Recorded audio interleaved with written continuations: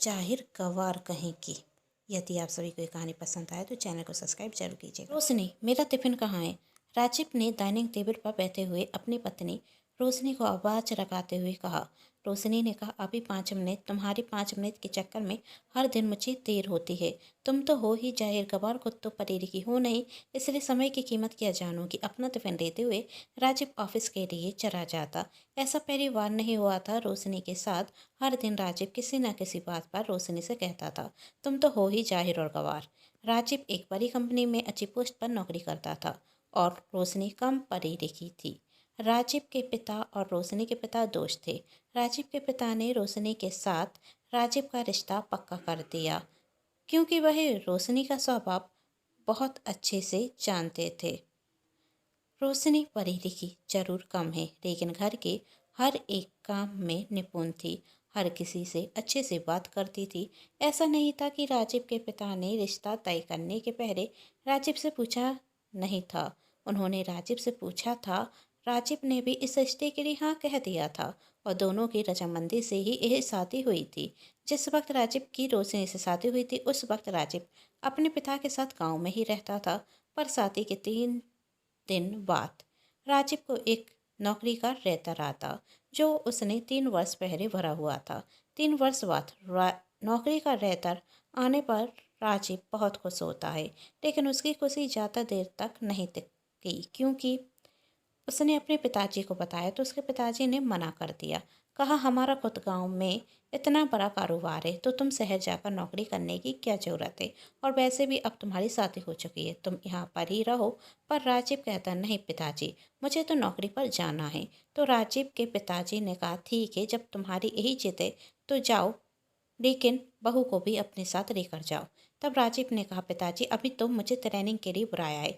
1 वर्ष बाद जब मेरी नौकरी पक्की हो जाएगी तब मैं नौकरी रोशनी को लेकर चला जाऊंगा, क्योंकि अभी तो मेरे रहने का ठिकाना नहीं, तो मैं रोशनी को कहाँ लेकर जाऊं। तब राजीव के पिताजी ने कहा, तुम्हारी और रोशनी की शादी को अभी 3 दिन नहीं हुए और तुम उसे छोड़कर जाने की बात कर रहे हो। जाना है तो रोशनी को अपने साथ लेकर जाना होगा, वरना मैं अपने दोस्त को क्या जवाब दूंगा। तब राजीव अपनी माँ को समझाने की कोशिश करता कि भाई पिताजी को समझाएं और मुझे शहर जाने की परमिशन दे दें, लेकिन राजीव की माँ का भी वही जवाब होता, तू बहू को साथ लेकर जा। उन्होंने राजीव से कहा, तुम्हारी रोशनी की शादी हो गई है, वह तुम्हारी पत्नी है, जरा उससे तो पूछो। तुम्हारी शादी को अभी सिर्फ 3 दिन हो गए हैं और 3 दिन बाद तुम उसे छोड़कर जाने की बात कर रहे हो। उसके दिल पर क्या बीतेगी। यदि जाना है तो बहू को साथ लेकर जाओ और जरा सोचो, जब बहू के माता पिता आकर उनसे पूछेंगे कि हमने तुम्हें अकेले क्यों जाने दिया तो हम उन्हें क्या जवाब देंगे। बहू के पिता तुम्हारे पिता के पुराने दोस्त हैं। मेरी बात मानो और नौकरी की जिद छोड़ दो और गांव में रुककर अपने पिता का काम ही देखो। राजीव की कोई नहीं सुनता। यह सब कुछ रोशनी भी सुन रही थी और राजीव को यूं उदास वह नहीं देख पाती, इसलिए वह अपनी सासू माँ से बात करती है और कहती है, माँ जी, यदि यह शहर जाना है तो जाने दीजिए ना, मैं अपने माँ और बापू से बात करूँगी, वह मेरी बात को समझ जाएंगे और सिर्फ 1 साल की तो बात है, फिर 1 साल बाद वह मुझे लेकर चले जाएंगे। 1 साल तो देखते ही देखते निकल जाएगा। आप पिताजी से बात कीजिए ना कि वह इन्हें जाने की आज्ञा दे दें। देखिए ना, आज तो उन्होंने सुबह से खाना भी नहीं खाया। इनका यूं उदास चेहरा मुझसे नहीं देखा जाता, और वैसे भी जिसमें पति की खुशी उसमें ही तो पत्नी की खुशी होती है ना। तब रोशनी की सास ने कहा, कितनी आसानी से तूने कह दिया, 1 वर्ष देखते देखते निकल जाएगा। सच में खुशनसीब है मेरा बेटा कि जिसे तुम जैसी पत्नी मिली। मैं अभी राजीव के बाबूजी से बात करती हूँ। कहती हुई रोशनी की सास वहाँ से चली जाती और रोशनी रसोई में काम करने लगती। रोशनी की सास रोशनी के ससुर से कहती, जब दोनों ही बच्चे ये चाहते हैं तो राजीव को शहर जाने से यूं आप रोकना क्या सही होगा। जब दोनों ही बच्चों की खुशी इसी में है तो मैं भी नहीं रोकता। राजीव के पिता उसे शहर जाने की परमिशन दे देते और राजीव इस खबर से बहुत खुश होता और वह रोशनी से कहता, रोशनी तुम सच में बहुत बहुत बहुत अच्छी हो। मेरे लिए लकी हो, आज तुमने माँ और बापू को मना लिया, वरना बापू को मनाना इतना आसान नहीं था। थैंक यू सो मच, रोशनी ने कहा। इसकी कोई ज़रूरत नहीं, कहते हुए रोशनी की आंखों में आंसू आ जाते। राजीव ने कहा, अरे पगड़ी रो क्यों रही है? जैसे ही शहर में रहने का इंतजाम हो जाएगा मैं तुझे लेकर शहर चला जाऊंगा। अब मुझे रोता हुआ बिता करेगी क्या? यह सुन रोशनी मुस्कुरा जाती और कहती, चिट्ठी लिखते रहना। राजीव अपने माता पिता के पैर छूता तो उसकी माँ की आंखों में भी आंसू आ जाते। पहली बार अपने बेटे को अपने से इतनी दूर जो भेज रही थी। तब राजीव ने कहा, माँ यूँ रोएगी तो मैं नहीं जाऊँगा। तब राजीव की माँ ने कहा, अब मेरा बेटा मुझसे दूर जाएगा तो आंखों में आंसू तो आ ही जाएंगे। तब राजीव के पिता कहते, अच्छा अच्छा अब जल्दी करो वरना ट्रेन निकल जाएगी। दुख तो राजीव के पिता को भी था, लेकिन वह आंसू भी नहीं बहा सकते थे। शुरू शुरू में राजीव ने 2-3 महीने चिट्ठियाँ लिखी, फिर चिट्ठी लिखना भी बंद कर दिया। कहने लगा, काम में बिजी रहता हूँ इसलिए वक्त नहीं मिलता। 1-2 बार और मिलने आया, फिर नहीं आया। इसी तरह 1 वर्ष निकल गया और अब राजीव की नौकरी परमानेंट हो गई थी और वह आज अपने गांव आया तो राजीव के माता पिता ने कहा, बेटा अब बहू को अपने साथ लेकर जाना। तब राजीव कहता, अभी तो ले जाना मुश्किल होगा। इसी तरह 1 और वर्ष निकल गया और जब भी राजीव के माता पिता कहते हैं, बेटा अब तो बहुत दिन हो गए, 2 वर्ष हो गए हैं कि बहू को साथ ले जाओ, तो वही कोई ना कोई बहाना बनाकर तार देता। लेकिन जब राजीव 1 वर्ष बाद फिर आया तो उसके माता पिता ने जिद की, तुम्हें अब बहू को लेकर जाना ही होगा। और अपने माता पिता की जिद के कारण वह रोशनी को अपने साथ ले जाता। रोशनी राजीव के साथ शहर जा रही थी, इस बात से वह बहुत खुश थी। आखिर वर्षों का लंबा इंतजार खत्म जो हो चुका था। लेकिन राजीव रोशनी को बिल्कुल भी पसंद नहीं करता था। एक तो वह कम पढ़ी लिखी थी, इंग्लिश बोलना भी उसे आता नहीं था और रहती एकदम गांव की गंवार की तरह थी। राजीव उसे अपने साथ कहीं भी लेकर नहीं जाना चाहता था। वह सोचता था, रोशनी को अपने साथ ले जाऊंगा तो मेरी ही बेइज्जती होगी, लोग मेरे बारे में क्या सोचेंगे, मुझ पर हंसेंगे। ये सोचकर वह रोशनी को कहीं भी लेकर नहीं जाता। रोशनी राजीव से कहती भी, जब से शहर में आई हूँ तुम मुझे कहीं लेकर नहीं गए, इतना बड़ा शहर है, कहीं घूमने चलें। तब राजीव ने कहा, पहले खुद को देखो फिर कहो, यदि मैं तुम्हें अपने साथ लेकर गया तो सब मुझ पर हंसेंगे, एकदम गांव की गवार रखती हो तुम। यही सुन रोशनी उदास हो जाती और राजीव वहाँ से चला जाता। एक दिन राजीव के दोस्त के घर पायती थी। तब राजीव का दोस्त राजीव से कहता, पार्टी में तुझे और भाभी दोनों को आना है। राजीव ने कहा, वही नहीं आ पाएगी। तब राजीव के दोस्त ने कहा, यार तू क्या बात करता है, हर बार अकेला ही आता, कभी भाभी को भी साथ लेकर आया कर, उन्हें भी अच्छा रखेगा और तुझे बुरा नहीं रखता। हम सब तो चोरी में आते हैं और तू अकेला आ जाता है। शादी हो गई है, अब साथ में घूमने में कोई ऐसी शर्म, यदि तू मेरा दोस्त है तो तुझे भाभी को साथ में लेकर आना पड़ेगा। राजीव के सभी दोस्त उससे जिद करने लगते, हाँ तुझे अपनी पत्नी को तो साथ में लेकर आना ही होगा, हम उनसे मिले भी नहीं। अब राजीव अपने दोस्तों को मना नहीं कर पाता और वह ऑफिस से ही रोशनी को फ़ोन करता, कहता कि आज मेरे दोस्त के यहाँ पार्टी है, तुम्हें भी साथ में चलना है तो 6 बजे तक तैयार हो जाना, मैं तुम्हें लेने के लिए आ जाऊंगा। रोशनी यह सुन बहुत खुश होती। आज पहली बार वह राजीव के साथ कहीं जा रही थी। रोशनी अपने कमरे में जाती और अपनी साड़ियाँ देखने रखती और सोचती कौन सी साड़ी पहनूं। वह एक लाल कलर की चटकीली साड़ी पहन लेती। रोशनी समय से पहले ही तैयार हो चुकी थी। वह बार बार घड़ी की तरफ देखती है तो सोचती, आज घड़ी भी कितनी धीरे धीरे चल रही है, अभी तक 6 नहीं बचे, यह 6 भी कितनी देर में से बच रहे हैं।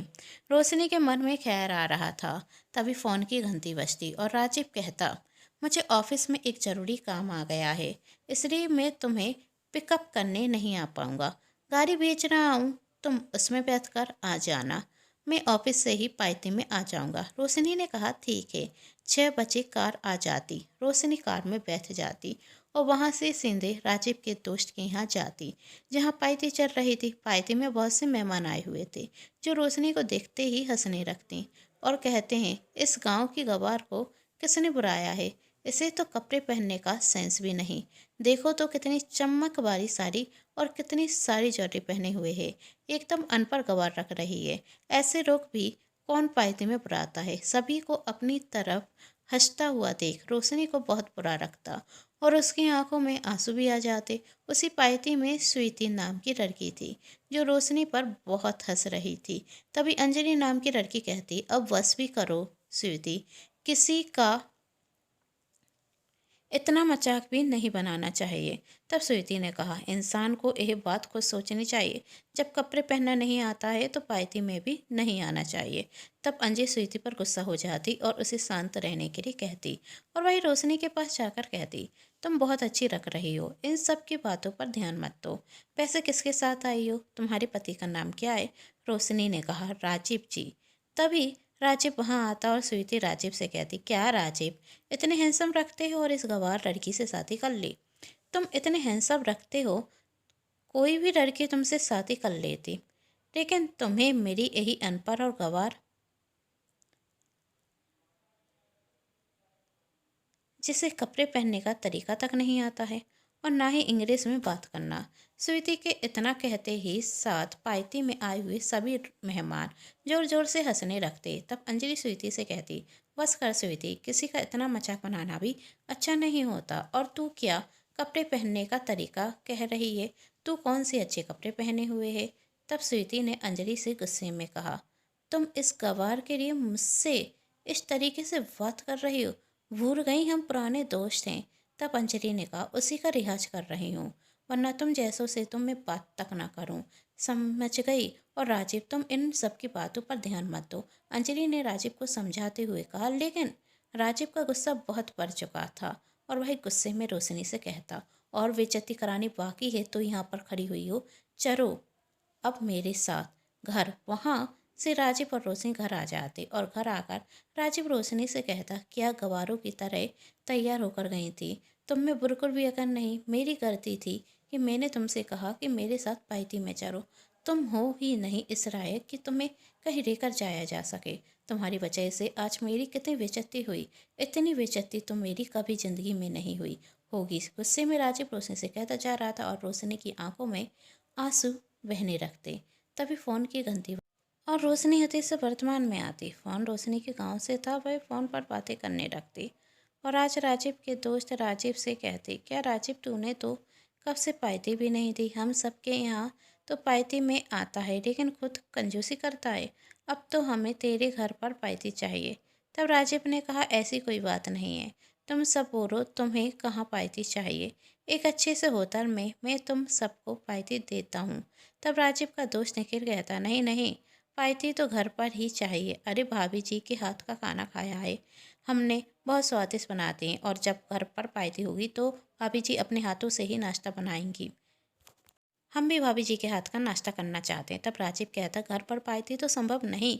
तब निखिल कहता, ऐसा क्यों कह रहा है तू? राजीव कुछ कहता उसके पहले ही स्वीति ने कहा, राजीव को शर्म आती है हम सबको अपने घर पर बुलाने में, क्योंकि उसके घर पर उसकी अनपढ़ गवार जाहिर बीबी जो रहती है। राजीव को स्वीति की बात पर बहुत गुस्सा आता और वही कहता, कल मेरे घर पर पायती है और तुम सभी को आना है। जब राजीव ऑफिस से घर का कार ड्राइव करते हुए आ रहा था तो मन में सोचता, मैंने गुस्से में सबसे कह तो दिया कल मेरे घर पर पायती, लेकिन पायती में वही होगा जो निखिल के घर पर हुआ था। मुझे गुस्से में कोई फैसला नहीं लेना चाहिए था। राजीव घर पर जाकर रोशनी से कहता, कल मेरे दोस्त घर पर आएंगे तो तुम कमरे में ही रहना और कमरे से बाहर निकलने की ज़रूरत नहीं है तुम्हें, क्योंकि मैं नहीं चाहता कर वही हो जो निखिल की पायती में हुआ था। रोशनी हाँ में सिर हिला देती और दूसरे दिन राजीव के दोस्त घर पर आते। रोशनी ने बहुत से पकवान बनाए हुए थे, सब रोशनी के हाथ का नाश्ता करते। तभी निखिल कहता, भाभी जी के हाथ में तो जादू है, इतना स्वादिष्ट खाना बनाती है। सिम्मी, तुमसे तो यही उम्मीद कर ही नहीं सकता, निखिल ने अपनी पत्नी को चिढ़ाते हुए कहा। तब सिम्मी कहती, वैसे जिनकी इतनी तारीफ हो रही है वही है कहाँ? जब से आए हैं रोशनी को देखा ही नहीं। रोशनी को भी तो बुलाओ। तभी अंजलि कहती, अब हम सब नाश्ता कर रहे हैं तो रोशनी को फुर्सत कहाँ मिली होगी। रोशनी से मैं अभी उसे रसोई से लेकर आती हूँ। कहते हुए अंजलि रोशनी रसोई में जाने लगती। तभी रोशनी वहाँ आती। रोशनी ने एक बहुत सुंदर साड़ी पहनी हुई थी जो रोशनी की सुंदरता पर चार चांद लगा रही थी। यह देखकर स्वीटी जर भुन जाती और मन में सोचती, यह गवार इतनी स्टैंडर्ड से कब से रहने लगी। स्वीटी फिर मन में सोचती, सिर्फ अच्छे कपड़े पहनने से यह गवार बतर तो नहीं जाएगी। अभी इसकी बेइज्जती सबके सामने करती हूँ। और भाई जानबूझकर रोशनी से इंग्लिश में बात करती है और कहती, हाय रोशनी। रोशनी ने भी कहा हाय और इंग्लिश में कहती है, आज सब तुम्हारी बहुत तारीफ कर रहे हैं, सच में बहुत स्वादिष्ट खाना बनाती हो। कहते हुए स्वीटी सोच रही थी, रोशनी तो अनपढ़ गवार है, इसलिए उसे कुछ भी समझ में नहीं आया होगा। यह क्या समझेगी मैंने बोरा क्या है। तब रोशनी भी इंग्लिश में जवाब देते हुए कहती, थैंक यू स्वीटी, मुझे खुशी हुई कि आप सभी को मेरे हाथ का खाना पसंद आया। रोशनी को इंग्लिश बोलते हुए देख स्वीटी हैरान हो जाती और राजीव भी रोशनी को देखते रह जाता। तब अंजलि स्वीटी से कहती, तुमने जानबूझकर रोशनी से इंग्लिश में बात इसलिए की ना कि वह तुम्हारी बातों का जवाब नहीं दे सके।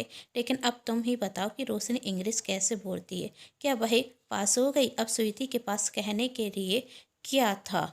वह चुपचाप बैठ जाती है और इस बार सब स्वीटी पर हंस रहे थे। तब अंजलि ने कहा, मैंने तुमसे कहा था ना, किसी का इतना भी मजाक ना बनाओ कि खुद का मजाक बनने पर उतारू हो जाओ। तुमने 2 अक्षर क्या पढ़ लिए, सबको बेवकूफ़ समझने रखी। सच तो यही है कि सबसे बड़ी बेवकूफ़ तुम हो, जो दूसरों को हमेशा खुद से कमज़ोर समझती हो। स्वीटी का मुंह बंद हो चुका था। तब राजीव कहता, लेकिन रोशनी तुमने इंग्लिश बोलना सीखा कब? तब रोशनी बताती कि यह सब कुछ अंजलि जी की वजह से हुआ है। जब उस दिन मेरी पार्टी में बेइज्जती हुई तो दूसरे दिन अंजलि जी घर पर आती और कहती, रोशनी तुम्हें रोने की कोई ज़रूरत नहीं, और वैसे भी तुमने कोई गलती थोड़ी ना की है, और इंग्लिश बोलना कोई इतना कठिन भी नहीं है कि तुम सीख ना पाओ। तब मैंने अंजलि से कहा, तो आप भी मुझे इंग्लिश बोलना सिखा दीजिए ना। अंजलि जी ने कहा, यदि तुम सीखना चाहती हो तो मैं ज़रूर सिखाऊंगी। एक काम करना, कल से देरी मेरे घर पर आना। दोपहर को राजीव भी ऑफिस चला जाता है तो तुम इंग्लिश सीख लेना। मैं तुम्हें देरी 1 घंटे की क्लास दूंगी, उसमें तुम इंग्लिश बोलना और लिखना अच्छे से सीख जाओगी। और उस दिन से मैं अंजलि जी के घर पर देरी जाने लगी और उन्होंने मुझे इंग्लिश बोलना सिखा दिया, और ये साड़ी भी उन्होंने ही मुझसे पहनने के लिए की थी। Thank you Anjali. राजीव ने अंजलि से कहा। तब अंजलि कहती, इसमें थैंक यू की क्या बात राजीव, वैसे भी रोशनी ने अपने आप को बदलने की पूरी कोशिश की, इसलिए तो आज वह इंग्लिश बोलना सीख गई। जो इंसान कोई भी काम पूरी मेहनत और कोशिश से करता है उसमें सफल हो ही जाता है। आज रोशनी ने इस बात को साबित कर दिया। यदि रोशनी यही सोच कर बैठ जाती कि मैं इंग्लिश नहीं पढ़ सकती, मैं तो गांव से हूँ, कुछ भी नहीं हो सकता, तो आज रोशनी खुद को बदल नहीं पाती।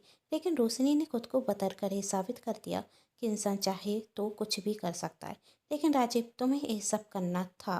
तुम हमेशा रोशनी से यही तो कहते रहे कि तुम अनपढ़ गंवार गाँव की हो, लेकिन तुमने कभी उसे बदलने के लिए नहीं कहा।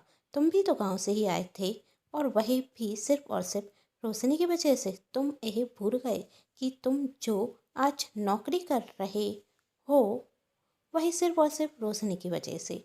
यदि रोशनी तुम्हारे माता पिता को मनाती नहीं तो आज तुम भी नौकरी नहीं कर पाते। तब राजीव कहता, तुम सही कह रही हो अंजलि, मुझे रोशनी को बात बात पर शर्मिंदा नहीं करना चाहिए था, बल्कि उसका साथ देना चाहिए था। तब राजीव रोशनी से कहता, लेकिन तुमने इस सब के बारे में मुझे पहले क्यों नहीं बताया? रोशनी ने कहा, अंजलि जी ने मना किया था। लेकिन क्यों? राजीव ने अंजलि से पूछा।